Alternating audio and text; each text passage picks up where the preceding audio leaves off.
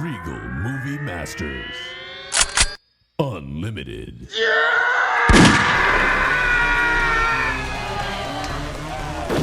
This is the Regal Movie Masters Unlimited podcast where we indiscriminately watch every goddamn movie that comes out at the local theater. Your movie masters today are Justine. Hi. Brent. Hello. Dylan. What's up? And I'm Colin. We got 4.5 movies on the docket, let's say, today. We got four freshies and then one from the crypt. Evil dies tonight. We watched Five Nights at Freddy's. Oh my god. Can I get hit me with the music? Orf, orf, orf, orf, orf, orf, orf. Yeah. Orf, orf, orf, orf, orf, orf. There we go, baby. It's Five Nights, and then we have Dix the Musical, and Freelance, and Inspector's son. and then me and Justine saw Dawn of the Dead. They brought it back, baby, and we saw it. It was great. As always, I'll remind you folks out there, we do have an email you can reach us at if you have any questions, comments, inquiries, etc. It's moviemasters760@gmail.com, and there's also a smoking hot Instagram page, official Movie Masters, and that's that email again is moviemasters with an S 760@gmail.com. Dylan, what's up first? Oh, Dylan, Colin? what's our first night at podcast? Freddy's? Yeah. Five Nights at the Oh, Movies. well, baby. We got Five Nights at Freddy's, dude. A little bit about it. I wrote this down myself. A troubled security guard begins working at a Freddy Fazbear's pizzeria. While spending his first night on the job, he realizes the late shift at Freddy's won't be so easy to make it through. Freddy, Chica, Foxy, Bonnie all show up to jump scare you while you're going through the gameplay of the movie. You're playing a game in the movie? Yeah, I would say so. I didn't know. I know everybody's just kind of like, I don't. All right, I thought it was good. All right, next movie we got. I never played the games. For the first one came out in 2014. Yeah. And so if you were, let's say, 6 when the game came out, which seemed to be around the prime demographic, a fan of the game, you are 15, 16-year-olds old now, and you are ready to go to the theaters. You are at the movies You right are now. you are recovering from your time spent at the theaters. This was like the most packed I've seen the theater since the Barbie days, man. Yeah. Well, it was more busy than when we went to see Barbie. Yeah, I think we went on kind of a sleeper night, but still, your point stands. It was hectic, and we went on Thursday. I think when we went the next day to watch other movies, it was a madhouse. Yeah. Dylan, you're closest to this group. Yes. Is it closer than us? What? You have any connection to the game, the lore, the anything? No lore. I know the first game. Anything after like the first version, I suppose. I have like no idea what any of those games are about. All I remember from the first game is that you just have to watch the screens and make sure you don't get killed from the animatronics, bro. But you didn't play the game, right? I played the game. You The played the first game? one. The first Whoa. version I That's played. okay. In pretty 2014, I guess. All It's right, crazy we're to say. fucking gamers. We're in then. But All it's right. not like I was like a serious player of that game. I was like, oh, okay. And then I would play it a couple more times. Like, all right, well, got my Well, fix. you still got it on us. Would you say that this film Yes. captures the magic that you had, the thrilling 3 years of your life that you were glued to the screen playing this game? And watching while you were playing the game while watching players reacting to playing the game. Yes. Markiplier constantly on screen for that era.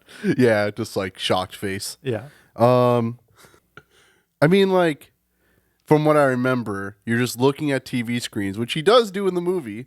He's watching security cameras, making sure nothing's crazy. At some point. But it's weirder because in the game, you have to, like, once you see them like in different areas, that's like the scary part of the whole game. But he only sees them in different areas like once on this TV screen when they kill those guys or something. No, at the well, I don't know actually. I don't remember when they see him moving around. But The bad guy sees him moving around in the monitor. Is it the bad guy? Yeah, he sees like one of his guys, like the big guy, running away and screaming, and he's like, "What?" And he goes out to go look. Oh, but as a security guard, you have to like watch all the cameras and make sure your door's closed because the door is like electronic. Some shit.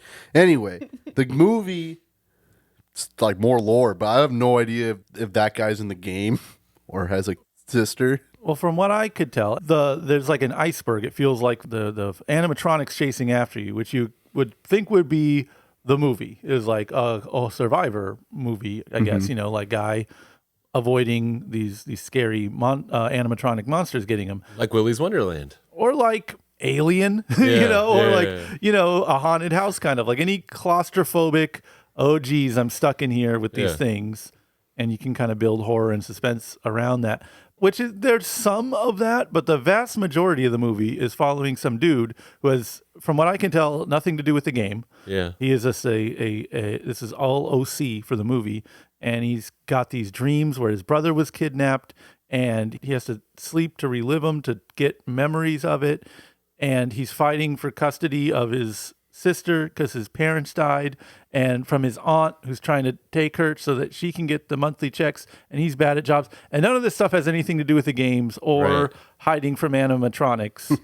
And I suspect, well, I know one thing, which is that this is like the third pass at making this movie. Like they've kept trying and then scrapping it and then trying and scrapping it because it's like a hot property. Property. Yeah. They were, you know, people have been wanting this movie for a long time. And so, like, I don't know, I guess they were trying to get it right. But this is a weird getting it right because I can't imagine and it's making a shitload of money. People are there. They're coming out for it. But I can't imagine people are, like, stoked that they got a true to game experience from this movie. What I've experienced firsthand in my family is, you know that adage about a person watching their first movie and it's Boss Baby. The second movie they watch, they just say, "Oh, this is giving me Boss Baby vibes." I love right? that Boss Baby anecdote. Okay. There's a new phenomenon where it's like people like my 14-year-old niece Okay. doesn't really go to the movies, All right. but is a huge FNAF fan. Yeah.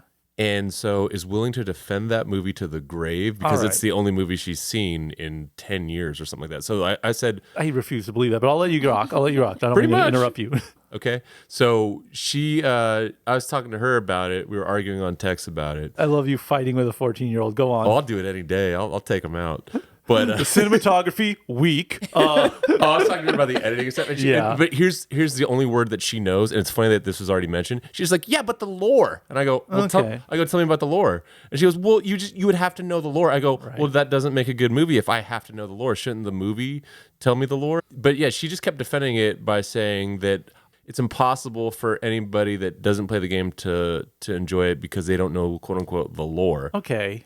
I did some diving into, like, you know, figuring out what a golden Freddy is and all this kind of stuff. Yeah.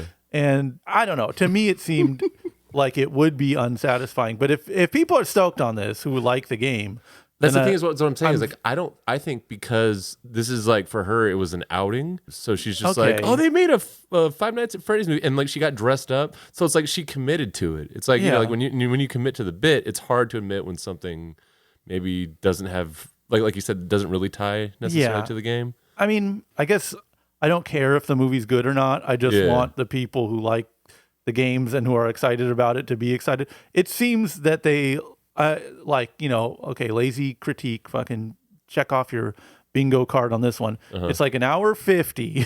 Yeah, And like brutal. It's funny. We were watching that 3.5 hour Scorsese movie last week, and I was just like, long movies doesn't matter if you have a good story to tell.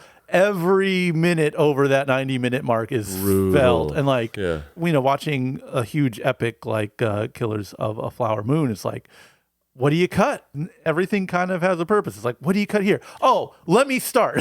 Dream sequences. Like, yeah, the fifth time they do that, and like all the stuff with the guy's daughter who's talking about her stuff, like you could feel in the room. And that's just where I would say the cuts need to happen is when the kids who are like ramped up, you know, and they start shifting around their seats and messing around on their phones and talking to each other. It's like, that's obviously, you cut that. And there's a lot of that kind of scenes happening. Oh yeah, this is the first movie where like to be mature, I moved twice. Yeah. Didn't do you much good, did it? No. They're everywhere. Yeah. I swear we were the only people who could like vote in that room. Oh, Like this is they're not what? 2 could vote. vote. Oh, vote. 18 and up. I thought you said focus. All right, that's what I heard too. Yeah, I mean, maybe that too. Yeah. I don't know. But because when, and to my point, when it got very, what I would consider FNAF-ish, which is like the robots are moving around and they're killing people and it starts to feel like a horror movie, the kids shut up and they were like wrapped in attention. Yeah. But when it's like, why do you want to give me away in custody? I don't want to give you away in custody. You don't understand.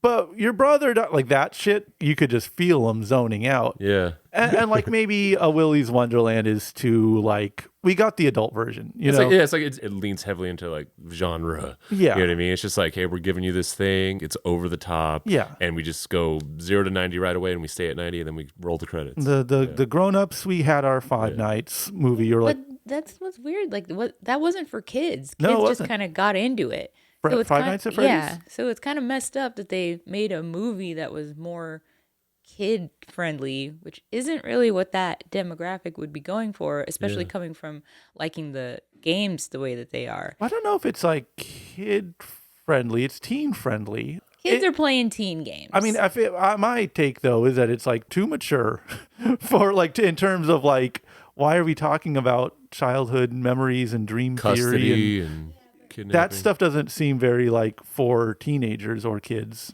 Well, then I don't know who it's for because they have it being PG-13, and I definitely see why because there's very little action going on at all. And then when there is violence, it's mostly off screen, you know. Right. But yeah, for the storyline, it doesn't make any sense because it's boring. So, yeah, that's kind of my takeaway is that this is like a very boring movie. And I'm now like a veteran of Blumhouse Wars where like I kind of respect them because they get you in the door and then they don't give a fuck about what happens next. Like they'll give you a premise, a plot, a trailer, an image, something to suck you in, like true exploitation style, you know, like come see the creeper in 3D, you'll die of a heart attack of fright. And then you get them in the door and it's just a boring ass movie. You know, like Blumhouse doesn't give a shit, bro. Like they will take your money and have you sit down and watch some nonsense and that shall be that. So what I'm really confused about are these.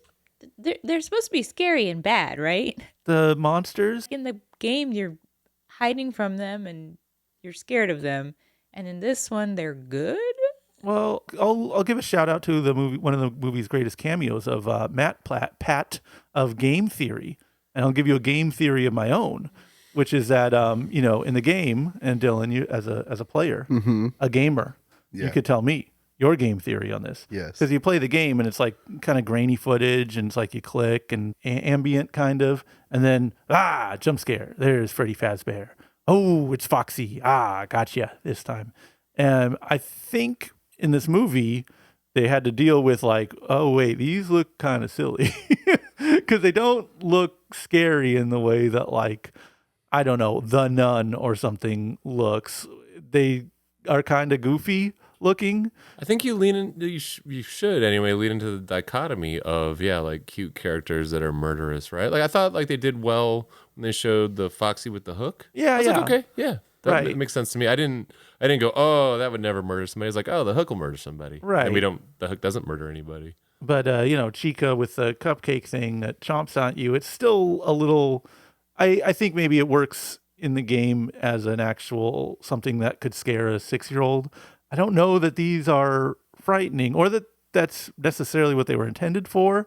You know, they were intended just to look like they look in the game, but maybe when they started filming them, it was like, this doesn't quite work in the way that like Alien works in Alien. Again, let's go back to what you said earlier. Blumhouse. I don't think they gave a fuck. I don't think they do, but I do think maybe they are like, well, let's maybe cut the amount of time that these monsters take up on screen and pad it out with all this other nonsense of like, I think they had a pre-written script, like a completely separate other supernatural thriller with dream stuff and I agree. kids. I was about to say the same thing. And then all of a sudden they're like, do you have a Five Nights? You wanted to write a Five Nights at Freddy movies? Yeah, I can write that. Give me or the writer is like they hired the writer on Fiverr and the writer thought they were writing about Freddy Krueger. You know what I mean? Like abducting children or something. Yeah, like so he that. sleeps, you know, he's in the dream state. But the animatronics, which should be the stars of the show, by my estimate, as someone who doesn't know anything about the series, They seemed kind of underused in this, I guess. Yeah. And again, I don't know if it's just because they didn't work on film the way they wanted them to, or again, yeah, it's Blumhouse and they just don't give a shit. Either way, I wouldn't call it a satisfying watch, but can't stress this enough. I'm not the target demographic, so if the people that I saw in the theaters walked out of it being like, that was good, fucking great, like mission accomplished. And just based on like seeing the money that the movie's making, like, and I'm sure the spike in merchandise sales and stuff like that, like, Oh, they have merch. I'm sure they do. Yeah. I mean, yeah, I'm assuming, your Spencers and your Hot Topics are popping right now, if anything, just nostalgia for the game, and this is just reminding people of it. I think we're going to see a lot more of this down the line. More FNAF? Yeah, fuck yeah. There's all those. There's like a lot more games. Yeah, there's more games and there's and more creatures. characters, Yeah, and it's like The biggest reaction was for the taxi cab driver. who's It's like, I guess the taxi cab driver's in the game prominently. no, he's a YouTuber. Sorry, don't know if there's I a- looked over at Brent and he just had this. Dude, I don't know if there's- trying to talk about this. Like I'm struggling because I don't care. I mean, maybe there's a taxi cab guy in the game, but no, the guy who played him, I forget his name, but he's like a big YouTuber. So that's what they were reacting to. Yeah, and same with the waiter. That was Matt Pat, or who played a big role in it. Supposedly, Markiplier, one of the big YouTube reaction guys, was going to be in the movie, but he had scheduling conflicts. So you bring Markiplier in for the next movie, forget about it. So wait, you're saying that the guy in the taxi is like a YouTube reactor guy? I don't 100% know if he's a reaction guy, but I think they're both of those, well, Matt Pat and I believe the other guy are people that just played the game a lot. Because the game was grew kind of virally via people playing it on YouTube. Because it's the kind of game that plays really well with just like watching a guy click and then, and so there's two YouTuber cameos from my knowledge. But yeah, so I think we're going to see more of these movies. Maybe they tune them up. I mean, all the problems that I had with this movie seem to be like a script problem. The animatronics looked fine. I mean, again, not necessarily scary, but that's probably a lot in how you shoot it. To me, it's just a story issue. But Yeah. I don't think we're seeing the last of old FNAF in the theater. And maybe the franchise grows with the people. A 16-year-old is not an 18-year-old, is not a 21-year-old. So if the movies take a couple years to space out, maybe they'll be more mature down the line or more fleshed out. What was the youngest age person in your screening? We didn't have much young people. It seemed pretty like Teen? at high school age. Okay. Some 20-ish something. I feel like I saw like a 9-year-old, but Right. don't quote me. Yeah, could just be small. Yeah, because I was like, either it's a 9-year-old boy or a 16-year-old girl. Or parents just bringing the whole Drop family. them off. Well, it was weird. Oh. It's weird because I saw a dad and son, and I assumed they were going to that movie, and I didn't see him in my. Oh, I didn't see the dad. Obviously, I felt like if I saw the dad, I'd be so focused on him. Like, I want to see his reaction. yeah, I don't care about these kids. It's this dad like fucking head in hand, crying, Yeah, it was me. smoking a cigarette. Colin, do you recall the box office on this? I know it was over 100 mil, but don't tell me. Wow. Don't, He was like don't- $3 billion. Yeah. but I don't know exactly. But it seemed like they're doing well. Yeah. And again, I'm just That's right. Yeah, I did see an article that said like it showed like all the recent comic book movies that it outperformed by a long shot. Yeah. Yeah. Well, yeah, weird that people care more about Five Nights at Freddy's as a recognizable brand than the Blue Beetle. Yeah. So, Five Nights at Freddy's. Are we gonna? Should you sleep on this one? Are you gonna take the job, or are you gonna let your sister get taken away? All from right, your we'll aunt? take the job. You take the job or take a nap for Five Nights at Freddy's? I guess you could do both. He does take a nap at That's work. true. It is his undoing. That's what I'm saying. Give your sister away, or I'd be terrified. job. See, here's the thing, Colin. I'd be terrified to take the nap because I'm afraid that I would see that dream sequence yet again. Right. Yeah. Okay. We're not sleeping on just it. give then. your sister away or take a job, bro. I'll neglect my adopted sister. I'll let her get taken away by Yeah. CPS. It's a bad movie, but I don't think it's horrifically unwatchable. I wouldn't put it in that section. Just kind of boring and a little overly long, but it's also, I can't stress this enough, not for me and probably for a lot of people. So let them have their fun. I don't know. But also, yeah, take my daughter away. She's my sister. sister daughter. My sister is like 20 years younger than me. I'm not trying to look into that. Good movie. Love Blumhouse films. Can't love them so much. Yeah, sorry, sister. You gotta go live with that lady who appears to be rich, so maybe it would be a fine situation. Probably to a much be in. better parent, but Yeah. Anyway, it was boring. I was sad because even if the like super fans or whatever are okay with it, that's not who's turning out to make those kind of numbers at the box office. It's people who are like, oh, maybe I've heard of that. Oh, the trailers look like it's a fun slasher thing with these creepy. Everyone knows Chuck E. Cheese is creepy, you know? And then you go there and it's not what you've been promised. Yeah. And any of the death scenes are very short and happen at one time. Yeah. Yeah. Everything is squished into one time and the rest of it is boring. Yeah. I think there comes a point with this movie and in life where you just have to, own who you are and say, yeah, I'm a terrible brother. Take the daughter, or it's somebody's daughter. We don't know Right. whose, but take the sister because, you're a violent psychopath who just tackles people in a mall because of a recurring dream. You need to get your shit together. You need to go to therapy. He probably was, but I wasn't paying attention. And like you said, an hour and 50 minutes of just boring, and then just reoccurring dream sequences that I don't know. It was very difficult to get through that one. Dylan, what'd you think? Don't listen to these two fucking boomers. Go ahead, watch FNAF. I'm gonna fucking take the job. Not gonna take a nap. I'm gonna watch the goddamn TV screens and make sure Freddy is still in place and not about to kill me.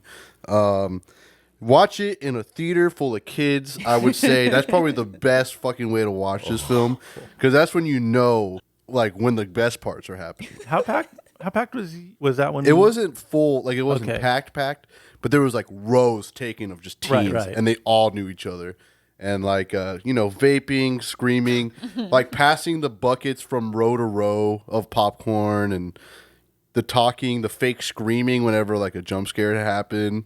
It was great. All enhanced the experience. Yeah, honestly, for me, because I was just like, I don't care about a FNAF movie. I'll watch it. I don't care. But if I'm going to watch it with a room full of actual fans, that's the way I would want to watch it. It felt like watching Rocky Horror Picture Show or something. This is a true story. I was, I talked about, when the Taylor Swift movie was playing in every theater, you walk down the aisles and it just feels like you're in a Sephora, like you're just hearing these songs play from everywhere. Walk down the aisles of Regal while Five Nights at Freddy's is playing. You hear the penis game. So kids just screaming penis at full volume. Oh, okay. So sick. I didn't know that still happened. Just like, I think I give my ticket to the guy that ripped the ticket, and you just hear, penis! I'm just like, gotta love this Five Nights crowd, right? And he's just like, There was, chuckle to because himself. of the age of the audience, there was also like competition. Almost, to use that word again, like to who could be the most cringe. So there was a kid that feigned a respiratory problem the entire movie. no, it was like that kind of reacting every time. So it sounded like he just had a breathing problem, but it was like every sentence. it was like all the time. Yeah. And I guess it amused probably someone, I don't know, or he was just trying to make a point. It was, it was fun. It was a great time at the theater. Interactive. It was 4D. Dylan, what else we got? Oh, well, Colin, we got this little A24 movie. You might have heard of it, called Dicks the Musical. It's about two self-obsessed businessmen, right? They discover their long-lost identical twins and come together to plot the reunion of their eccentric divorced parents.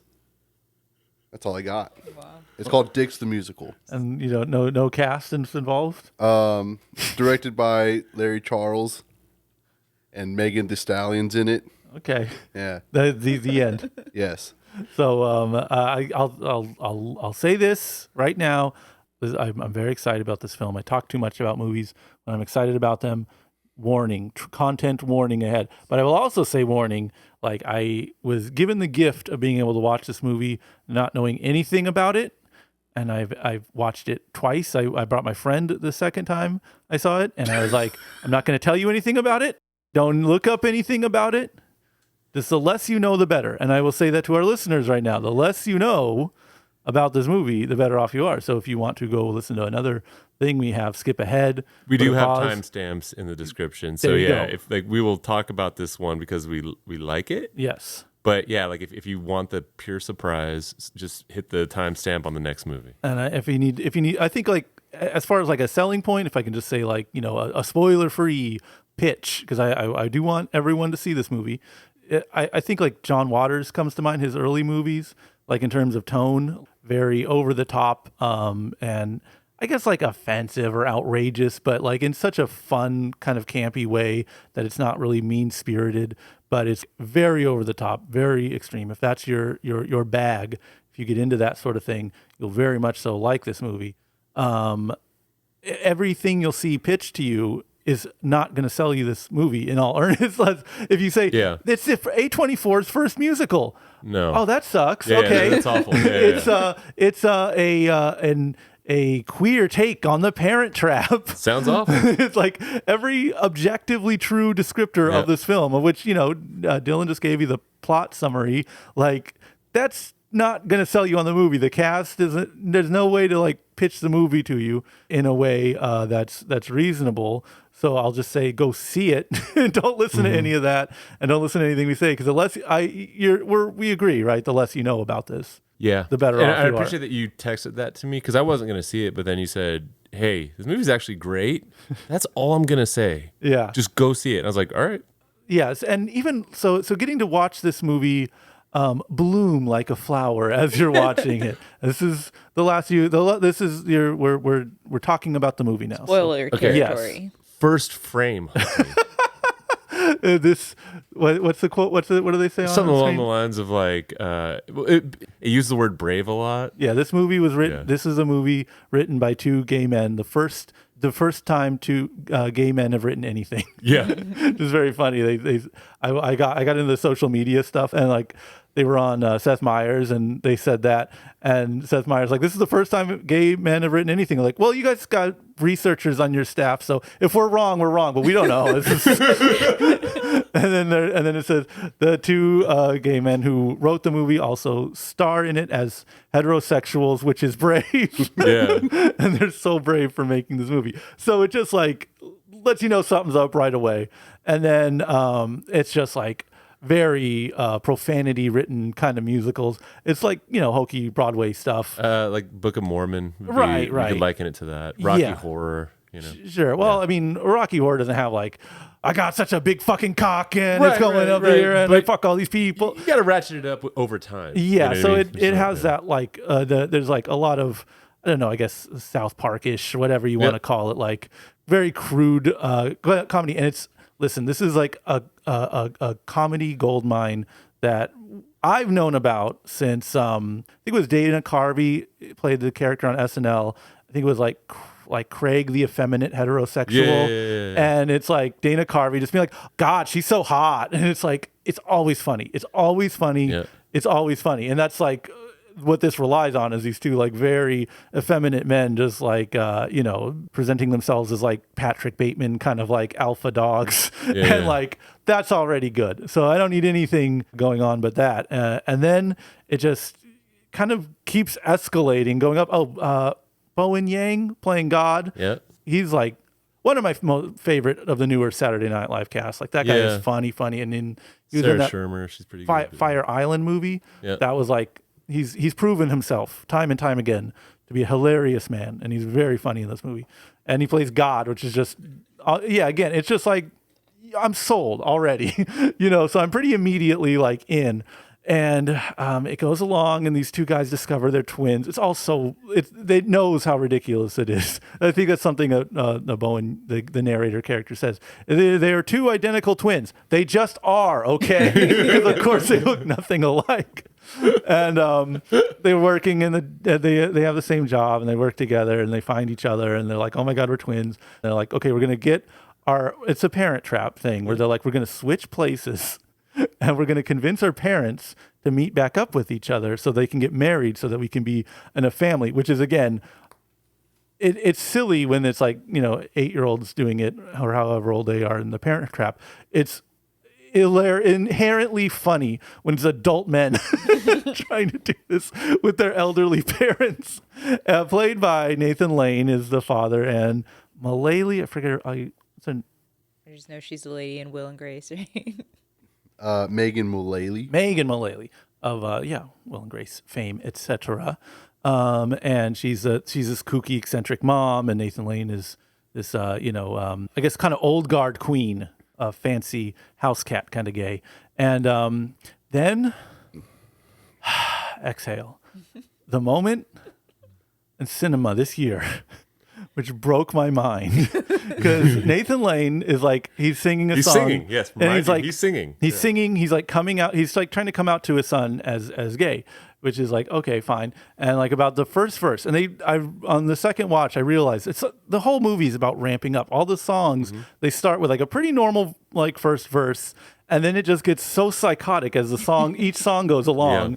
And likewise, the movie starts pretty, a Book of Mormon-y, kind of like, okay, it's a crude musical, all right, and then it just gets more and more insane, surreal. I think the turning point is like the No Means Yes song. That's like where you're like, ooh, yeah, you're like, okay, this is getting like really uncomfortable. That's where like a lot of people in my showing started walking out, and I was like, oh no. I was like, this is not even the halfway point. This is gonna go even crazier. So in the song where Nathan Lane is coming out to his son, his premise like, oh, he's just talking about doing gay stuff and being a gay guy, and then he's like, or maybe I'll just spend the day in with my sewer boys. To which his son says, hold on, what are sewer boys? Which is like another like SNL type throwback to like Stefan. It's like, oh, it's got that thing. The sewer boys. Yeah, they rattle off a bunch of absurdist kind of deals. I mean, just brilliant. God tier writing, like sitting at the laptop and just running through a million ideas and narrowing it down to each like phrase, each references, just being like sharp as a goddamn knife. They pull off the curtain of these this caged animals, and you see Backpack and Whisper, my two. These things broke my brain. I know. I mean it. There's a me before this scene, and it's not the movie. It's this scene, and a me after this scene, and the me after the scene is a wholly different person. They're these like puppet. Yeah, like Ghoulies-esque. Definitely Ghoulies. Like flopping around, prosthetic puppets, and they're the most insane things. And if they are on screen, tears are coming down from my eyes, like hysterics in the true sense of the word. Yeah. I cannot pay attention to anything that's happening in the world when I see the Sewer Boys on screen. And the song then becomes, wait, I don't care that you're gay. What the fuck are these Sewer Boys? And the rest of the song, and a good chunk of the rest of the movie, is now about these two monsters that Nathan Lane, this elder gay, has locked up in his room. And it's so perfect because, all comedy has like a grain of truth, to it. And there are people who throw their lives away over this chinchilla that they need to, doesn't have bone marrow, so we have to inject him like every 5 hours. So I have to hire a sitter, and I can't leave the house, and I can't, go back to college. Like there, people will destroy their life over pets, and these are this kind of pet for this man. And the son, the rational person, is like, what are you? Why? What is any of this? And he's like, it's gay culture. You wouldn't get. That's the funniest. I can't. You know what I feel? I feel like this is what like wine moms felt when they saw Baby Yoda, and except I can't go to the Target and buy like a million Baby Yoda things. I can't get a Build-A-Bear of my Sewer Boys. I went on the A24 website, Brent. I went on the A24 website, Justine. I went on the A24 website, Dylan. The A24 website, which has previously sold Beau is Afraid pajamas and like silly tchotchkes related to their merchandise. They have one T-shirt that says I Heart Dicks, and I think a drinking game thing. Couldn't be further from what I want. I want a boglin of these Sewer Boys. If they're, remember boglins? Oh yeah, my brother he collects them. Crazy foam monsters. Yep. I want a goddamn sewer. I want a backpack goblin. I want a Whisper boglin. I want them to come in the plastic cages, and I never buy merchandise for anything. The only thing I want merchandise of is these goddamn sewer boys. They're burned into my brain. They destroyed my mind. I can't go on living with knowledge that the sewer boys exist. I telling you, I've laughed at films. I've had little chuckles here and there. Like, theater camp, I was like in love with. I still think that's like the other funny movie this year. I was not rendered incapacitated while watching those films. I was saying, but wait, there's more. Just when it gets revealed who the sewer boys are, and and the son is just like, his brain is broken as well. It's like, wait, what the fuck is this? It goes further. Nathan Lane then goes and gets a Ziploc bag full of like just cafeteria grade lunch meat and just starts like putting it in his mouth, chewing it up, and then just spitting it on the sewer boys. So like Colin said, like I was texting Colin, I was like, I'm physically crying because it was, you're right. Like like it was so funny that you like multiple moments in this movie were so funny that you had a physiological reaction where it's just like, my face is seizing up, my ribs hurt, I'm crying because like the joke won't stop. It keeps going and going and going. And they're so smart because they keep them tucked away for a lot of the movie. It's not like they probably show the right amount of these puppets so where it still has an impact. They are not a central plot of the film. It's about these parents getting back together and them being kooks and like, funny songs and all this other stuff. Like that's what the movie is about. And all that stuff is very funny. The funniest stuff is almost throwaway. Like it's not necessary to the movie whatsoever. And I read that they did all the singing like on the soundstage instead of like pre-recording it and then lip syncing to it. Because there's like parts of the songs that are like kind of about, I don't know, the way they're enunciated or like how they hit with the other person or how they interact with each other. And I don't know. It is a drop dead hilarious film from start to finish, really, and just really, really smart, really well written. I mean, again, you can't come. You can. I'll give you all the time you need to come up with a funnier name for these two horrible goblin monsters than Backpack and Whisper. It's over. You can't do it. But yeah, I don't mean to make it so sewer boy centric. It's about more than that for other people, but for me. Briefly to touch on the musical aspect, I was fortunate because I saw there was only the last showing today was at 4:25 or something like that, and most people know that go to the theater regularly know that if you go before 5 or 6, it's going to generally be senior citizens. So my showing was all senior citizens, and like I said, by the time the No Means Yes song started, all the senior citizens had left, many of them loudly, like throwing stuff, saying, I can't believe they show this kind of crap in the theater, like just like very upset. So at a certain point I was by myself and I started singing along because like the melodies were all predictable, which I appreciated. And they put the words on the screen and I was just having such a great time that I was inspired to actually sing along to the movie. We were, we were alone when we saw it. Yeah. Yeah. And, that made sense. Well, we watched it like the last showing of that night. And then, but there was, when I saw it the second time, there was like a couple other people there. And it was also like in one of those tiny, tiny rooms. Oh, this was an auditorium too when I saw it. So, gigantic. Yeah, then. massive. Yeah. So this was, everyone stayed till the very end, like still past the credits and everything. So like there's. You saw it at night? Yeah. Okay, yeah. See, I saw it during Daytime the day, so it was just like the the people with the pass that want to get it in before the salad bar opens or whatever. But yeah, it was. I was proud of the troopers who I saw this with because, I was just thinking if this movie had come out in the '90s, there would be like riots, like some of the things said, and just by the end of the movie, the two brothers just decide to get married to each other. Yeah, the name of the track is basically "Love Is Love," and it says like you should not even look down on identical twins getting married and having sex. Which is it's like it's nuts. Again, if it's it's like, well, I guess liberal or just people who just like to pat themselves on the back for being like allies or whatever. It's like love is love, huh?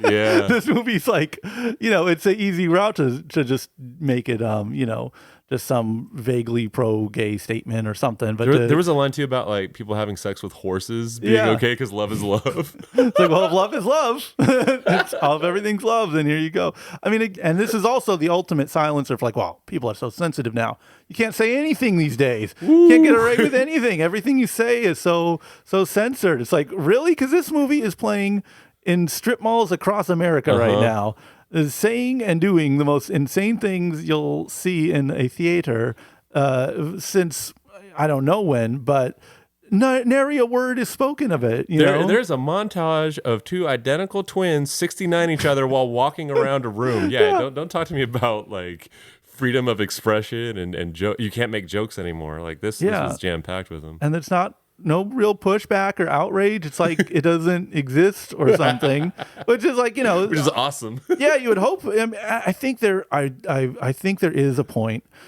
If you put like a gay guy in the background of like a Disney cartoon, people will get upset. But I think there's a point where you get so gay that it just scares away people who get offended by that thing. Oh, I saw that today. And they're just like, then you can do whatever the fuck you want. And it seems like, I don't know, maybe like the place for crude humor, offensive jokes, all that kind of stuff is like you kind of show yourself to be on, I don't know, the right side of things, and then you can get away with doing anything. And this movie gets away with everything. And it's delightful. Just delightful. What was that thing Nathan Lane said during the credits? There's like more outtakes and stuff like that.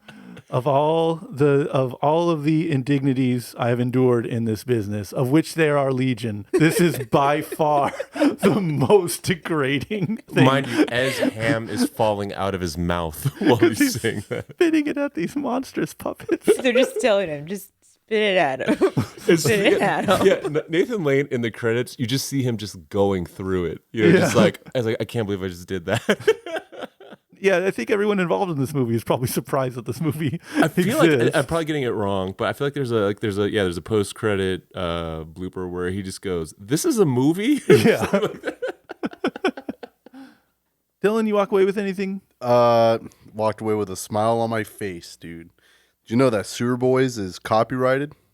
I think it's their production company name. LLC. Yeah, really? Sewer Boys LLC. Damn, that was crazy. Because I thought they meant the Sewer Boys, like the creatures. Like it's IP that they use. Yeah. We got to copyright this before some people fuck this up for us. Superboy cartoon. Let me see it. That's so funny. Oh, question for everybody. When was the last creature or character on screen that you had maybe a similar reaction to where you're like, oh my God, I can't believe that's a character? Well, we like that Asteroid City alien. I mean, that was that was nice. But that's, Pales. It was done. It was buried. A lot of movies I've seen this year were buried after this one. Dylan, did you have like a creature or something like that from a movie that you kind of had a similar reaction to when you first saw it? I mean, of this year, the only thing I could think of was the Asteroid City alien. Back it up to 2007. Didn't you tell me Chica though was up there? Chica from FNAF. FNAF. Yeah, she was hot. That's a little different though. I'm used to seeing Chica. Yeah. It's not like it's like I've never seen Chica before. Like, oh shit, like what the they fuck talking is about this? the introduction of a new character on screen, first time ever. This is the kind of question you set up if you have an answer for Yeah, it. Brian, can I guess your answer? Yes. Is it Pennywise from It? No. Any more guesses? This year? Oh, No, not this year. I didn't say this year. I said like 7. at any point. I think The sexy fish from Shape of Water. In movies. Oh God. Oh, the The amphibian man? super hot Yeah, Jofi man. I remember fish. you wouldn't shut up about that. You're like, man, you wouldn't believe what happens in this movie. The sexy fish and the cool ass bulldogs from Mom and Dad Saves the World or whatever. Those cool ass bulldogs from Mom and Dad Save the World go Yeah, hard. that's like 87 or something. That movie was I badass. think it's like 92. Is But it 92? yeah, it's like in the 90s. It's messed No, up. whatever. Feels like 70s, so. The last time I saw, and mind you, there's an audience that was like way plugged into what was happening. The last time I saw an audience react the way that Colin did was the Cheddar Goblin in Mandy. Have you ever seen that movie? I still haven't seen that, no. Okay, there's a character called the Cheddar Goblin that you would love. It had that effect. Yeah, like the audience just lost their mind. They were smart enough to pre-make merch for it because they knew what they had, so you could buy a bunch of stuff. I just had an answer, Yeah, but I don't want to. Well, I don't think you guys are watching. You ever seen Lamb from I like haven't 2 watched years it ago? yet. Yeah. Like the There's a the creature shows up like maybe 20 minutes in, but I don't know. Do you want me to just say it? And it's like completely ridiculous. No, it's just I didn't know what the fuck I was walking into once that thing started coming out. So they a lamb in their herd because they're farmers has like a baby, but it's like a human baby body with a lamb's head. And they're just like taking care of it. You're like, what the fuck am I watching? Because like, it's like the first 10 minutes, like that baby just pops out of like a lamb, and it's all like serious. And it's all like no music. Iceland people, they're like, so what are you gonna do next summer? And we're like, what the fuck are we talking about here? There's a lamb baby like right there, and then there's like nothing for like an hour and a half. But you just see that lamb baby just being treated like a human baby. It could walk on 2 feet. It was crazy. That reminded me of Kevin Smith's Tusk. Yeah. What's that actor's name? Like the Justin Long? Yeah, Justin Long. Yeah. We like him. But yeah, I remember. I don't think the audience had like a crazy reaction. It was more of like a what the fuck versus like a enthusiastic yes, I want merch type thing. Oh yeah, I remember when I saw that in theaters. Just a kid, what the fuck? Yeah. That was the reaction I had too. Yeah. And I remember I knew what was gonna happen. Yeah. But like, and some kid was just like, "What the fuck is this?" Then they just watched the whole movie, and that kid couldn't watch that movie. Like, he's just laughing. One laptop ago, I always had Tusk on the hard drive for planes. So like when somebody would would want to have conversations, you just put on Tusk, and they will leave you alone. I don't remember one. No little critters, no little In a creepers. movie? Yeah. What I mean, you like a lot of sci-fi stuff. Has there ever been like a character in there where you're like, I want the merch. I need more of this in my life. The face hugger from Spaceballs. Oh, this is gonna maybe make you seem pleb tier, but those what are the Babu Frick critters called? That was the first thing I thought. Those I guys was are like, they're cool. not movie people though. I guess there was Babu Frick in a movie, but I didn't care about him that much. It was but only when they come out in The Mandalorian, Yeah. that's when that was my Cute. I silver mean, boy. Star Wars is. I mean, that's almost like rife bred. with it, It's yeah. bred in a lab to be merch. Yeah. So Yeah. it's almost like an asterisk. But I do know that Yeah, they and got you. Zellens. And Zellens, yeah, they got you. Yeah, That's a good pull to remember the name. Dude, I feel like the bootleg toy community, if they ever watch this movie, will get behind Sewer Yeah, Boys. but they have to be. The best thing about them is that they're really crappy. Yeah, yeah. and they jiggle when you move them around. Yeah. They are. Yeah, that's boglins. They need to be boglin form, Yeah. straight up and down, and they'll be masterpieces. But I will buy any and all Sewer Boys related merchandise I see because they shattered my brain. You guys have anything to add? I did the thing I know I did, which is just go on too much about it, but.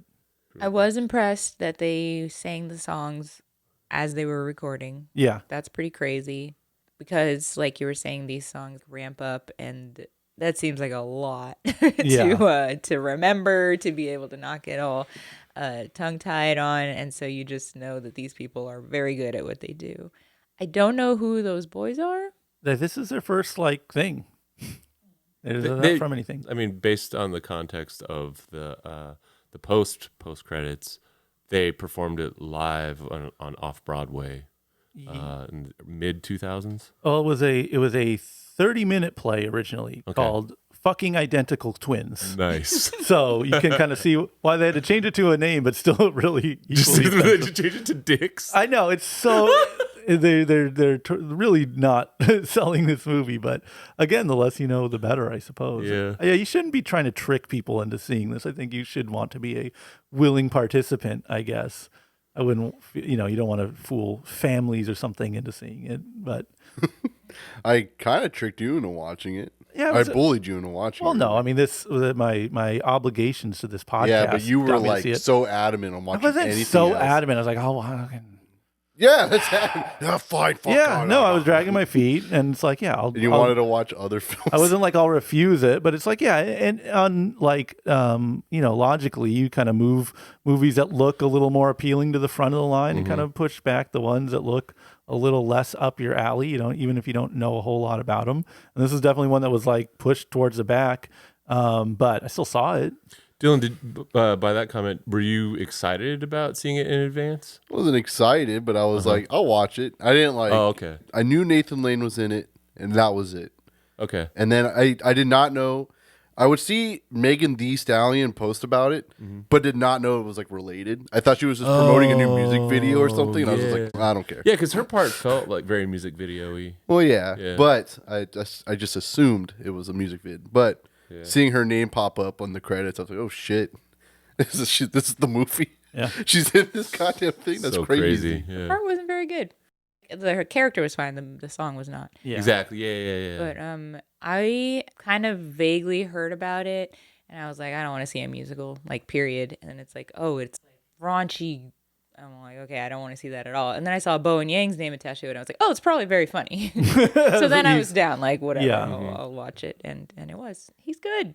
He's If great. he's attached to something, it's probably going to be good. Yeah, and you were sold on the movie, or the movie got you.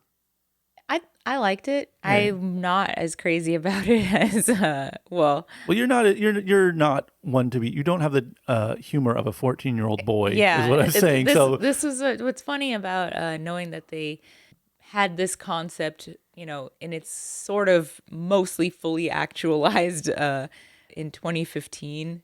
So Right. they'd probably written it, let's say 3 years before, or had these ideas, and they are now 10 years older than they were then. It's like, yeah, this still has that kind of humor to it, which it's not bad. It's not deep, I guess. Right. I don't know.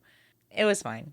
I don't really think that a lot of that stuff is funny, actually, but I get Right. it from like a comedic standpoint that I Right. think they did a really good job. So, Dix the musical. Are we going to sing along, or does this one belong in the sewer with their potty mouths? I'm needless to say, I've bloviated enough about this one. I'm singing along. I think it's easily the funniest movie of the year, and so far, definitely of the 2020s. But that's not really a great accomplishment, I don't think. You could probably go pretty far back. You'd have to go very far back to find a film that tops this as far as laughs per minute from your old boy over here. But maybe that's more about my sensibilities than the content itself. No, they packed it in. Yeah, sing along. I don't know that. Well, the showings that we've had at our theater all say that like sing along thing, Right. and I know that they do that sometimes with like musicals, and they do it with like the Disney stuff. Yeah. And I would be interested to know if it really doesn't have the words to the songs in other places. Right. If these are truly like sing along versions of it, because I did find that a little bit distracting. Like The words on the screen? being on the screen, yeah. Just because of so much of the delivery of the lines and stuff, and the lyrics and the songs, I think I would have liked to have just kind of gone at the pace of the song. You found the text on the screen to be distracting. Yeah, it's the best part of that movie, which I told you. All love is gross. It's true. The overall Yeah, message. yeah, when they The broke it down. message. But I did like the movie. I would watch it twice. There you go. Given that I actually did sing along and followed the bouncing ball and the very easy melodies to follow, yeah, I would absolutely put this in the sing along category. I do understand why people wouldn't like it, because it's pretty chaotic and aggressive. It's kind of split, like Rotten Tomatoes. It's Yeah. like high 60s, low 70s, audience and critics. So It's like, I remember I think around the last the election cycle in 2016, people were like, I think this happened because a lot of people like to watch the world burn. I think this is like a safe way to watch the world burn, because it's like it's really transgressive and subversive and fucked up, but it's like it's in the theater, and then you can go out into the real world. You know what I mean? It's not actually, you're not actually living the chaos of this movie. And I don't know. I just kind of, I like that it also did make me uncomfortable watching it, because I was just like, oh God, the twins are gonna, aren't they? And then they do, and then they do a song about how that's okay. And I was like, oh my God, this is rough. But I did like that they went there, because you should be able to do that in art, especially a comedy. Come on, it's great. I'd sing along to it. That's all I got. you're really killing it today, man. Yeah, sorry, You man. got it. Well, why don't you lead us into the next film we're talking about? Well, Colin, we got the Freelance movie. Stars John Cena. Ever heard of him? Yeah, he's a rapper. You ever seen him? I'll come back to you on that one. Eh. I don't know.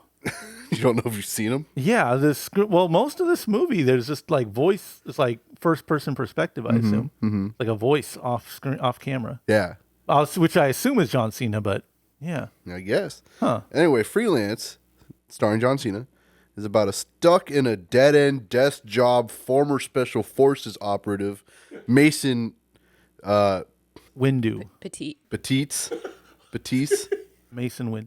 Mason Windu, reluctantly takes on a freelance gig to provide private security for a washed up journalist as she interviews a ruthless dictator. Disgraced journalist. Yeah. When a military coup breaks out just as she's about to get the scoop of a lifetime, right? The unlikely trio must figure out how to survive the jungle and one another to make it out alive. Scared? Not knowing the capable hands that this mission is in the hands of. Mm-hmm. You loved this one. Loved? You didn't talk in all the last movie, so to put you on the spot. Oh, I was letting you handling that I job. did have a lot to say. I did talk too much, but now it's your turn. John Cena's in it, and at any time I see John Cena on the screen, which you can't see him, it's always a delightful moment for me. Because, like, especially in this one where he's like, because in Peacemaker he curses, right? Yeah.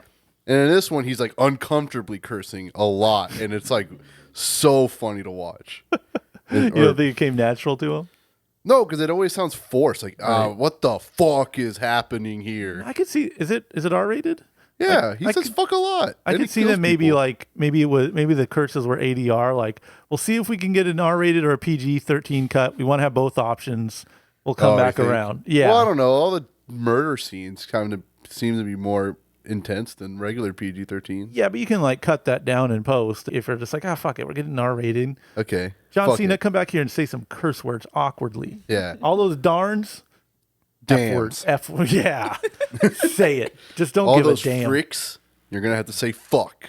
All right. But yeah, I think I liked it for that. Just the uncomfortableness of just like every John actor on Cena's- screen. Yeah, everyone felt uncomfortable. It was kind of cool. Like, it just felt like they were just like, you want me to pretend I have a big scar on my back that I'll only show once? Okay. I guess like as a genre, you could call this like action comedy. Yeah, yeah. I mean, I when I was watching it, I legit felt like I was watching like a weird early to mid 90s Arnold movie. True Lies. Something like that. Being like that would be like the obvious one. But it's not as goofy because like it's not, I don't know, it doesn't take themselves seriously. I'm talking Arnold movies. John C. This one felt like a weird middle. Yeah. Yeah. It felt really stiff. Yeah, Yeah. that's a word for it. Like there's comedy on paper. Technically, jokes were made. Yeah, jokes were made, but it seemed like they weren't really committing to it. And there's, Unnatural. I mean, they're in the jungle and they're like on the run for the most time because there's like the lady's trying to get an interview with the dictator guy. The dictator guy is getting overthrown, so they're running and hiding in the jungle that's like the movie. And the dictator guy is like kind of a goofy cat. He's a goofy man, so it's like you can't tell if he's evil or silly. It's tonally. I wouldn't say it's confused because if you're going for an action comedy, you need to have that kind of goofball factor. Above all, I knew this intellectually, but this movie committed me to the only answer of like Hollywood just being a huge money laundering scheme. Because like there's no ads for this anywhere. And this is like John Cena. I know that guy was in, what was that movie was that guy that the dictator guy was in? Narcos. What's that? Narcos? Okay. Narcos. So like actors, the lady was in. Alison Brie, The Community. Yeah. So you have actors in it. No ads anywhere. No reason to watch the movie. Like a huge, like, just why is it happening. It doesn't have that George Clooney movie current year where it's like, oh, they're just doing this to go on vacation, because it didn't. They were not on vacation. Yeah, it didn't seem like a nice place. It definitely felt like, okay, you went here, you shot for 3 days, you called it a day. Like a lot of it was green screen and looked pretty bad. Yes, and you watch like a crazy out there movie or like a really inept movie. I don't think it makes you go like, why was this made? Who is this for? But something like this where it's like clearly made in the style of a movie, this is like a crowd pleaser popcorn flick kind of thing, but why? Like you didn't put any real money behind like the marketing. And I know you guys knew that this is kind of mid, right? I wouldn't call this an incompetent movie or like a bad movie. Even for like action movies, we've seen several worse ones this year. I was thinking of, I was brought back to a far superior one that we saw, which was Plane. Yeah. That was a much better stuck in a jungle running around movie. But yeah, these movies that come out where it's like just like a nothing, like this is to be just flushed down memory holes. These are the kind of movies where I'm like, okay, this is all a scam. We're in here, we're talking about these things like they're art or like they mean something or there's some significance behind it or like, well, it's a genre piece. It takes place in the cinematography. I felt the pacing we're talking about this shit. No, it doesn't matter. It's just, oh no, where'd that $50 million go? I don't know. Anyways, next. This is one of those kind of movies. And as far as those kind of movies go, I felt it could do a lot worse, right? Yeah. But also, you could do better. Don't need to watch it. But that's what I mean. Everyone felt uncomfortable. Yeah, I think like they just were like all those jokes where John Cena's like, yeah, you gotta hit. There's a boy bothering you, just hit him in the throat. What about the nuts? I guess that works too. But hit him in the throat. Yeah. It's like, why the fuck is this being said? Yeah. Like, why are you making him say any of this? This feels weird. And it's funny because you see him, it's very clear that him and James Gunn have like a relationship. Yeah. James Gunn can eke performances out of him, and we've seen him like eat up the screen when he has the right push, and it's just not here. It's like, do that thing you do. But he's like, I think that thing I do is a thing that someone else makes me do. You're just like, hey, remember that thing? Act kind of like that. 50% that. I gotta go. You shoot the rest of the movie. Have you ever seen him on the reality show Total Bellas? This answer is gonna shock you, Brent. No, I have not. I mean, I've seen what you guys watch, but so I had to ask. But yeah, he wears like this. It's a reality show, but it's scripted. So he's wearing these like Dick Tracy villain, comically large suits. Yeah, that even look big on him, which is ironic because he's a very large man. But it's the way you're describing it sounds like his Total Bellas character, where it's just like he's not good unless he's directed by somebody that's competent, right? And so yeah, like the dialogue in Total Bellas is really stilted, and he tries to come off like an alpha male for but like total opposite of like Peacemaker, you know what I mean? Right. Where it's like it's funny or anything. Like he's like, oh, I'm very professional and I am looking to do the best in my career. And it's really stilted. So yeah, when you mentioned that, it made me think of Total Bellas for some reason. Yeah, but ultimately it's all pretty, I think, again, this is a scam. This is a scam. They're laundering drug money. That's it. Well, you know that every time a movie is made, there's a separate LLC set up just for that movie. You know what I mean? So it's that way that you can bill... The studio can bill that LLC, and it's just self-dealing money and turning money over. So yeah, you're basically. But you still need to make a movie, and that's what this is. It's a movie that is made, like arbitrarily connected to this money making. But the director has done things. Sure. No, and that's why they hired him with money that they are trying to hide that they made from selling fucking cocaine. Do you think? You think Christian Slater? Everyone got paid. Don't get me wrong. You think Christian Slater has something to do with it? Oh, he was cool on screen. Love to see Christian Slater on screen doing his damn thing. It was fucking weird though, right? Yeah, it was. Yeah, just to see him on the big screen again. Hey, John Cena, you got to do this thing for me. Job. I know they killed our friends over there, but just do it. It's a gift. I thought I would give you a gift to kill the guy that killed your friends. He's cool. I'll like that guy forever. Yeah, even when his hair is all buzzed. Yeah. Yeah, no, he looks sick. Yeah. More Christian Slater. Tattoo. The screenwriter, was that his first? I believe I saw that's his first thing that he ever wrote. Well, this is a Chat GPT script all the way, man. You think it was made up? Like AI? No, I mean it's probably a guy wrote it, but it's so by the numbers. Damsel in distress surviving through. It's just what's that Bogart movie where he's the African Queen. It's that movie, but with an iPhone. She's an investigative journalist, and there's a dictator, but he's like a cool dictator. Oh, that is another weird aspect of it. Alison Brie in this movie, she plays these roles where she's like a smart, funny person. Right. She's kind of the straight man, but also kind of plays a little bit dumb. And in this, it's really a bizarre take. It seems like the actor person, is like messing around. Yeah. Like just mad at getting this role or something. Like playing it, doing a bad job. She seems like she's intentionally doing a bad job. Talk about stiff and awkward. The scene where she's trying to seduce John Cena. Yeah. I don't think I need to say anything else. No. And then there's a scene also where they come out of the shower and they're like naked. And it's like, oh no, we're naked. Did they show simulated sex with John Cena? No, he turns is a her good down. man. He turns her down and is like, I can't. You still love her, don't you? Yeah, she's his wife. But was it Trainwreck where they had John Cena having sex with Amy Schumer? Yeah. It was funny. So yeah, he did. He didn't have to break that skill out this time. There is a lot of, I guess, like glory shots of him or something. Thirst traps. Yeah, which they acknowledged in movie. Yeah. John Cena, is he supposed to be hot? Everyone thinks so in this movie. Yeah. I mean, he's Even the dictator's like, dang, Yeah. dude, Yeah. he's hot. I mean, they all looked at him when he's all killing these people. That was cool when he hurt his back and he's all hurt. And then he's like, fuck. And then he still has to like shoot everyone. arbitrarily hurt back.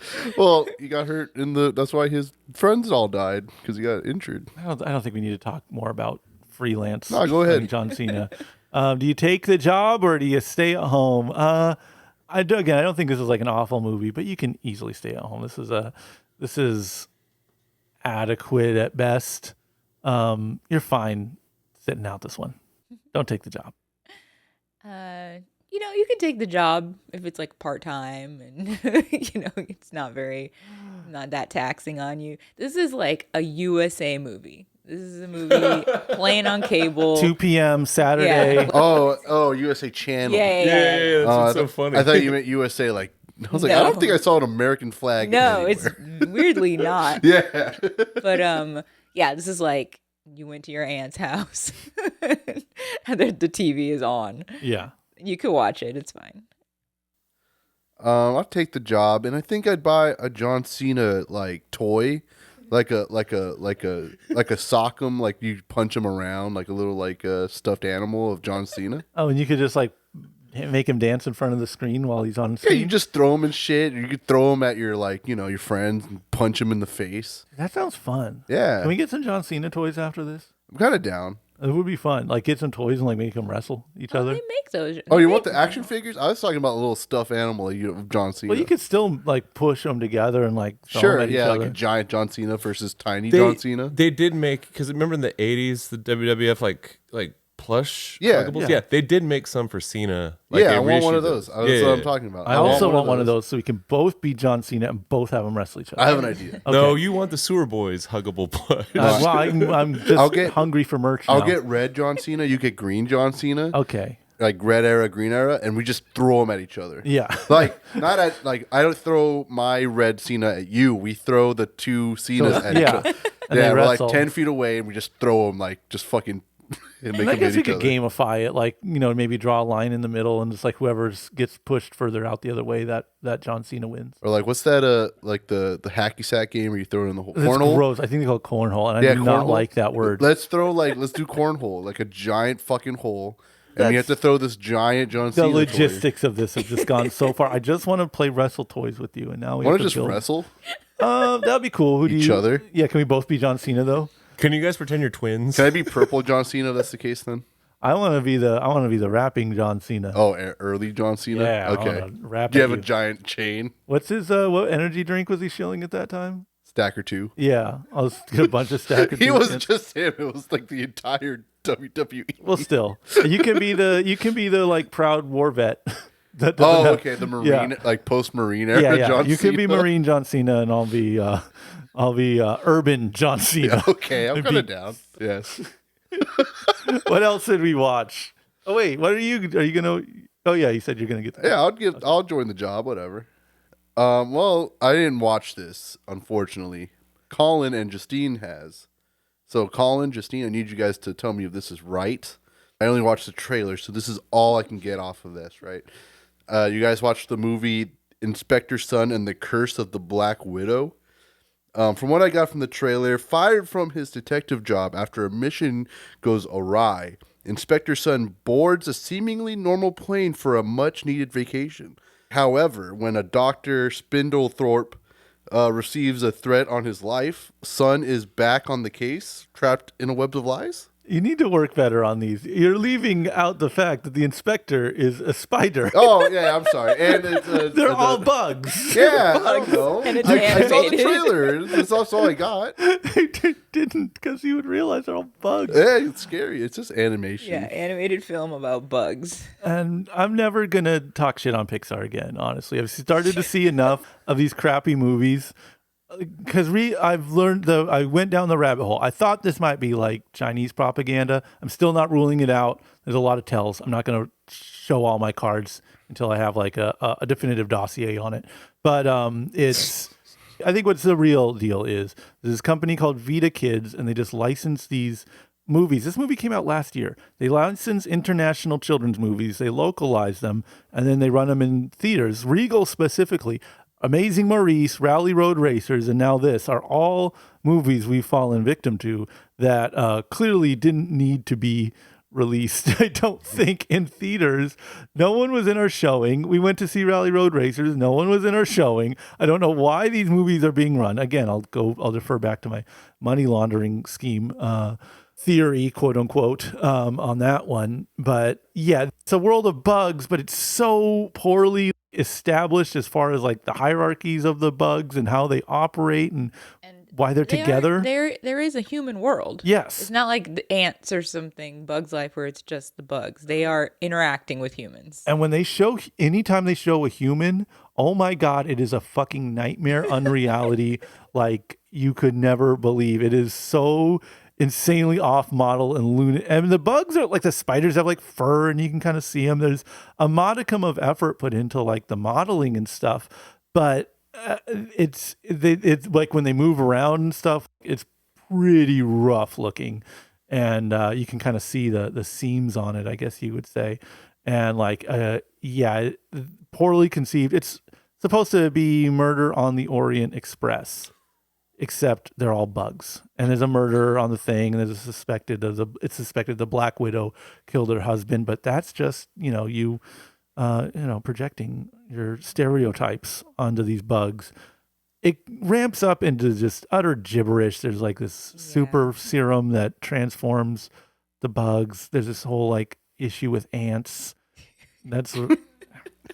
It's so they're on a plane to San Francisco. As happy as you were about dicks, you are so like just sullen right now. I kind of like this. This sounds cool. There's ants. Yeah, they're one of the murder suspects, and it's like that's a big part of what makes me. The first thing that perks my ears up of being a Chinese-made movie or a movie for China, it's like the lead is Robbie Chiang, who's he's on the Daily Show and he's in Crazy Rich Asians. He's a very popular actor, but like I don't know, if you wanted to make this something for the Chinese folks, you cast a lead as a Malaysian American. It's not nothing, but then it just, I don't know. I can't put a pin onto why. I said the same thing about Rally Road Races, and I don't know why it exactly felt that way. You just see enough pandas and like stuff that they like over there. There is a lot of like reference to Chinese cities, and there's writing like on packages or whatever that are being loaded into the planes and stuff. And there's this kind of weird thing about the ant colony being like really cool, and it's really nice to just obey the orders of your higher up. They're in those like kind of traditional Chinese jackets that they wear, and there's a strange line. The villain of the movie, who's trying to turn everyone into like Superbugs. Yeah, these hybrid locust things. Yeah, it's like a serum that has combined a bunch of bugs into one kind of bug.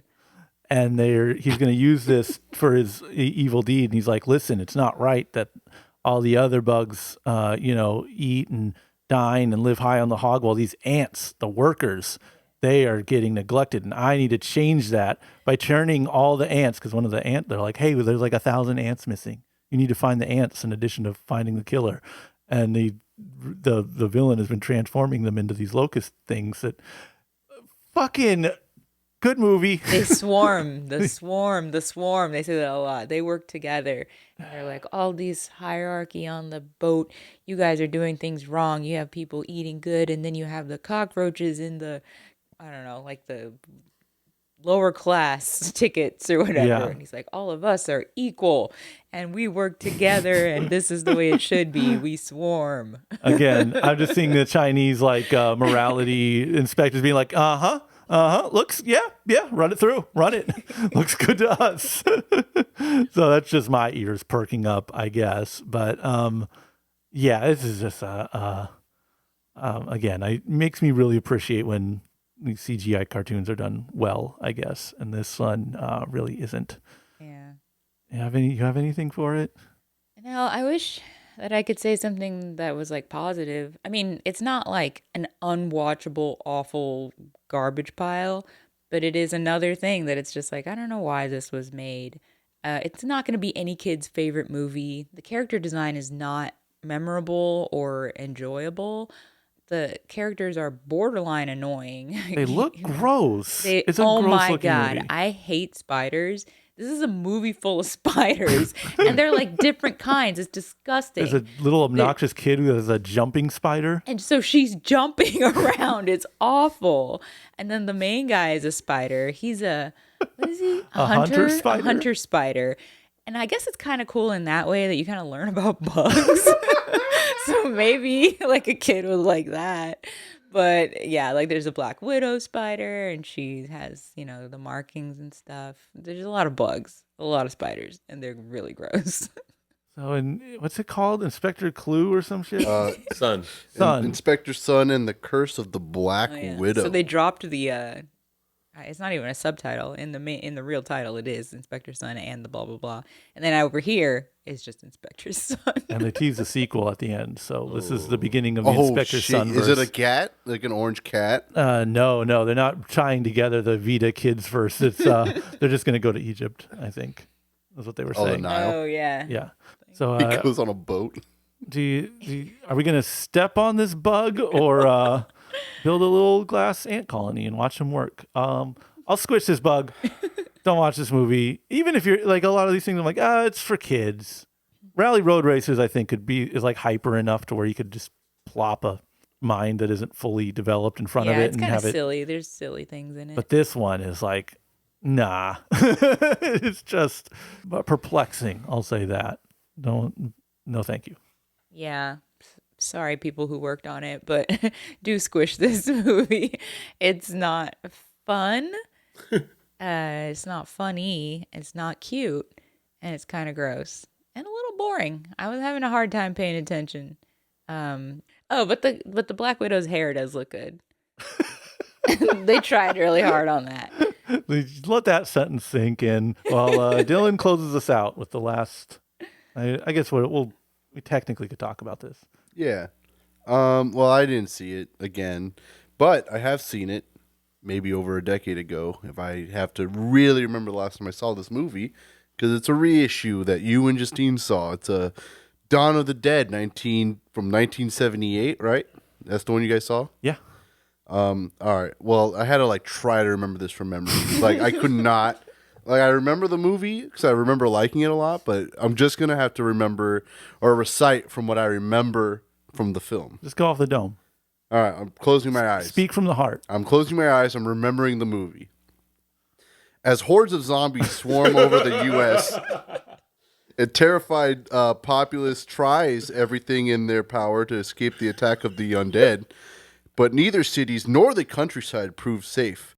In Pennsylvania, radio station employee Steven, right?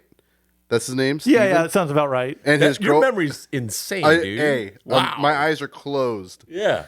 And his girlfriend Francine escape in the station helicopter, accompanied by 2 renegade SWAT members, right? Roger and Pete, that's their names? The far more detailed memory you have. But that's their names, right? Roger and Pete? Yeah, okay, for sure. Anyway, all right. The group retreats to the haven of an enclosed shopping center to make what could be humanity's last stand. Is that, did I get that right? You did and you didn't, but I'll let you rock with it. But I'm not going to question your memory. I do know for a fact it was written, directed, and edited by George A. Romero. What did Argento do for the movie? Is it just just scoring? You tell me, fam. Well, he saw his name pop up a couple of times. I know. okay. It's like composing and then just additional music. Okay, yeah, because the Goblin score is like the star of the show for this man's estimate, but didn't expect to see his name pop up as often as I did. And you got hit with a 3D version last year, right? I should have waited a year. Because we got the 2D this time. Oh, I'm so jealous. Yeah, it was man, talk about like this was the perfect FNAF after party because a bunch of screaming teenagers, not even really losing their mind at the movie, but just not focusing on the movie versus like half dozen people just watching, not saying a word, just watching. And it was just nice to see people appreciating a stone cold classic. This one, I mean, I've seen it before. I'm like familiar with the movie. I don't think we need to talk much about it per se, but goddamn, what a masterpiece. Like it's so unbelievably good. It would not surprise me if this was in my top 10 for horror movies. Mm-hmm. It's like worthy. I'm not questioning if it's in anyone's top 10. It's so goddamn good. I guess this time around I was just noticing how crappy and cheap it looks, but how that gives it a sense of timelessness. Because it's like this you've conveyed the idea of zombies versus like, fill in the blank, like Resident Evil kind of movies where it's just these horrific CGI smears. It's like, no, rip up some clothes, put some blue paint sometimes on most of your body. It's fine. We get it. The idea is conveyed just like, the idea of Dracula is conveyed in like these 50s movies. The cheapness of it is just so good.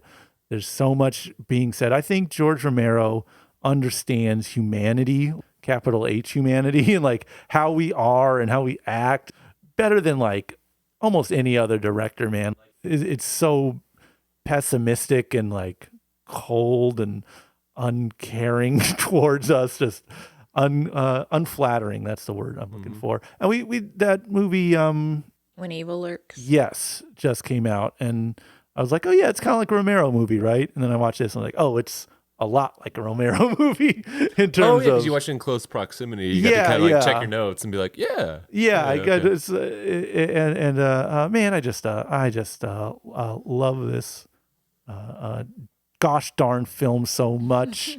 Goat horror trilogy, I believe, like Day, Night, Dawn, Day, decades apart. What's up? I don't know if you can. I mean, it's a trilogy. 1, 2, 3. If you can name me a better trilogy, Movie Masters 760. Challenge me, and you don't just get to say like the first 3. Nightmare on Elm Street, because that's not a trilogy. And you don't get to say Chucky. Oh, Child's Play, Bride of Chucky, Seed of Chucky. No, because those were interrupted in the middle. I mean, a 1, 2, 3 that tops this trilogy. I don't think you got it. I'm listening, but I don't think you'll beat it.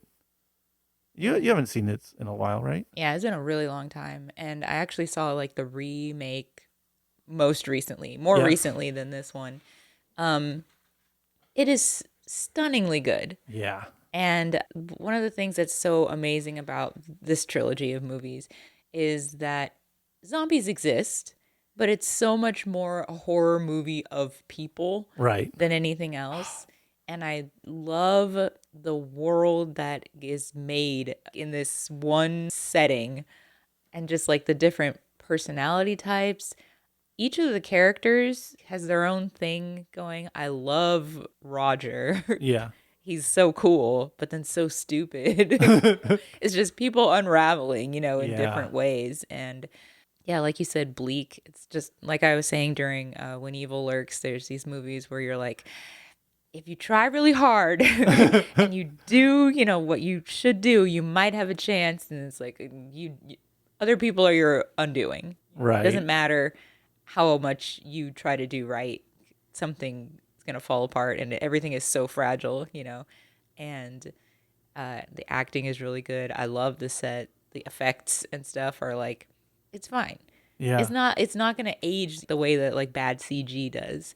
You just accept it as reality in that world, at least. Right. 50 years down the line, the movie will look just as good and will communicate the same ideas that it does now. I think weirdly, the thing that kind of seems weird is that there's an indoor mall. Yeah, I guess that's maybe what's going to be hard to explain Yeah. to future civilizations. Is this been like a whack ass year for horror movies?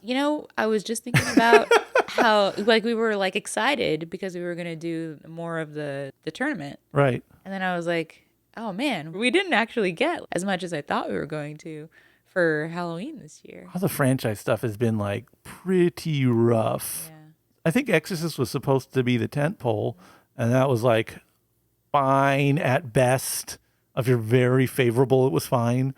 I mean, Smile last year wasn't like some crazy accomplished high water mark or anything, but I don't know if there was like a big movie released. I mean, Where Evil Lurks is, goated with the sauce. When Evil, well, It's an easy mistake because I was even just trying to remember the name in general to recommend it to somebody today, and I was like, I'll find it and I'll text it to you. Yeah, it's not good. Translation issue. But I mean that when you get a movie that good, it's like whatever. Everything else can be BS. But like you wanted just some like padded out seat filler kind of stuff, and like man, this was kind of a weak outing this year. I gotta say, What a did couple we have years in a last row, year? right? No, last year there was oh my god, The Invitation, okay, Smile, Barbarian. those were earlier in the year, but right, still. Well, same with this year too, because remember we got Megan right away, and we're like, whoa, Right. Yeah. But yeah, for as far as in October goes, last October it was just like we were all Halloween? just like pulling our hair out because like no one wants to do anything but Halloween, and there was like I don't even know if there was a few throwaway movies. It was like Terrifier light. was a phenomenon because there was so little competition. This year, I guess there was The Nun kind of kicked things off. And the Insidious movie. That was a little earlier, but I Yeah. mean for Halloween season, like this was whack. But you can go and see Dawn of the Dead at least. And then everybody got scared of Taylor Swift. Yeah, for horror movies, I guess. The scariest movie of the year. Yeah, I finally decided I like horror movies, and they just you really gotta- challenge me. That's the crazy thing is like, like let's say you were a year out, like, and you're looking at how much Smile was cleaning up. You got a year to Right. plan for these 4 weeks and go, okay, what do we got? Or what can we make, in the time between? Because we know that people want to go to the movies during these 4 weeks and watch something scary. Man, it was super franchise heavy. Like Yeah. Nun, well, FNAF isn't franchise, but it's still IP. And Exorcist, like, yeah, where's even like way early in the year, The Boogeyman. Yeah. If they had released that movie now, not that I think The Boogeyman did pretty well, but like that would have been Big. something. This is a whack ass year, I think, for like a proper spooky season, October. Yeah. I don't know. Other than this weird foreign film that's, very, I hold in high regard, a pretty standout for like popcorn fare, man. It's pretty light, I gotta say. Yeah. But that just means you can revisit the classics like Dawn of the Dead. Dylan, what are we watching next week? Unlimited.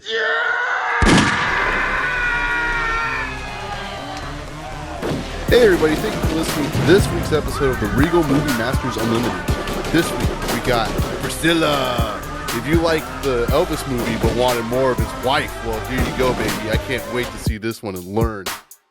Then we have the hot new Meg Ryan directed and kind of written film What Happens Later, featuring Meg Ryan and David Duchovny, or better known as Hank Moody from Californication. I'm actually really excited to see this movie, and I cannot wait to see it. We also have the Marsh King's daughter. All I know is Daisy Ridley is in it, and she's probably the Marsh King's daughter. I guess we'll find out. Anyway, guys, see you at the movies. Bye.